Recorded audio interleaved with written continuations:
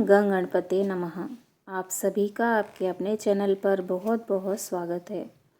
आज इस वीडियो में हम एक कहानी सुनेंगे। मृत्यु क्यों आवश्यक है। हर कोई मृत्यु से डरता है, लेकिन जन्म और मृत्यु सृष्टि के नियम हैं। यह ब्रह्मांड के संतुलन के लिए आवश्यक हैं। इसके बिना मनुष्य एक दूसरे पर हावी हो जाते हैं। एक बार एक राजा एक संत के पास गया, जो राज्य के बाहर एक पेड़ के नीचे बैठे थे। राजा ने पूछा, हे स्वामी, क्या कोई औषधि है जो अमरता दे सके? कृपया मुझे बताएं। संत ने कहा, हे राजा, आपके सामने जो 2 पर्वत हैं, उन्हें पार कीजिए। वहाँ एक झील मिलेगी। उसका पानी पीने से आप अमर हो जाएंगे। राजा ने पर्वत पार कर झील पाई।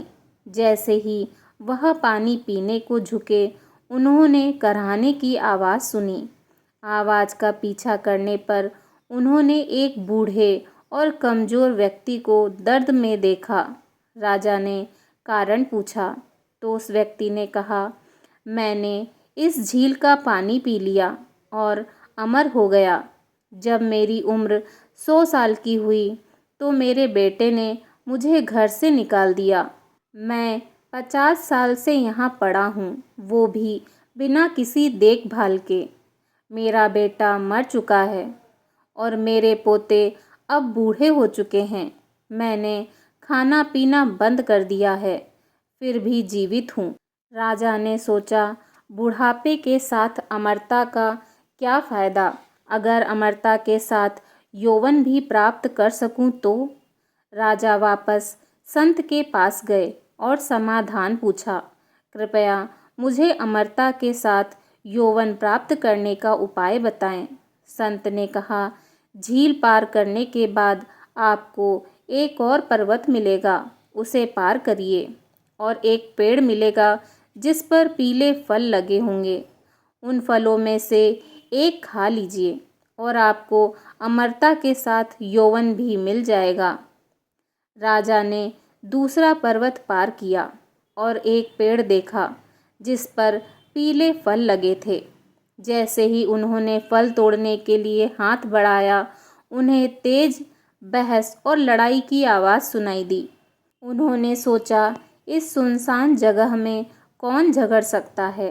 राजा ने 4 जवान आदमियों को ऊंची आवाज़ में झगड़ते देखा। राजा ने पूछा, तुम लोग क्यों झगड़ रहे हो? उसमें से एक बोला, मैं 250 साल का हूँ और मेरे दाहिने वाले व्यक्ति की उम्र 300 साल है। वह मुझे मेरी संपत्ति का हिस्सा नहीं दे रहा।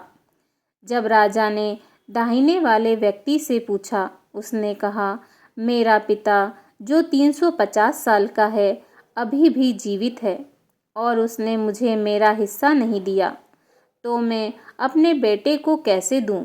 उस आदमी ने अपने 400 साल के पिता की ओर इशारा किया, जिन्होंने भी वही शिकायत की। उन्होंने राजा से कहा कि संपत्ति के इस अंतहीन झगड़े की वजह से गांव वालों ने उन्हें गांव से निकाल दिया है। राजा हैरान होकर संत के पास लौटे और बोले, धन्यवाद, आपने मुझे मृत्यु का महत्व समझाया। संत ने कहा, मृत्यु के कारण ही इस संसार में प्रेम है। मृत्यु के बारे में चिंता करने के बजाय हर दिन हर पल को खुशी से जियो। खुद को बदलो, दुनिया बदल जाएगी। जब आप स्नान करते समय भगवान का नाम लेते हैं तो वह एक पवित्र स्नान बन जाता है। जब आप खाना खाते समय नाम लेते हैं तो वह भोजन प्रसाद बन जाता है। जब आप चलते समय भगवान का नाम जाप करते हैं तो वह एक तीर्थ यात्रा बन जाती है। जब आप खाना पकाते समय ईश्वर का नाम लेते हैं तो वह भोजन दिव्य बन जाता है। जब आप सोने से पहले ईश्वर का नाम लेते हैं तो वह ध्यानमय नींद बन जाती है। जब आप काम करते समय ईश्वर का नाम लेते हैं तो वह भक्ति बन जाती है। जब आप घर में नाम लेते हैं तो वह घर मंदिर बन जाता है। तो प्रेम से बोलिए जय श्री राधे कृष्णा, जय श्री राधे कृष्णा, जय श्री राधे कृष्णा, जय श्री राधे कृष्णा।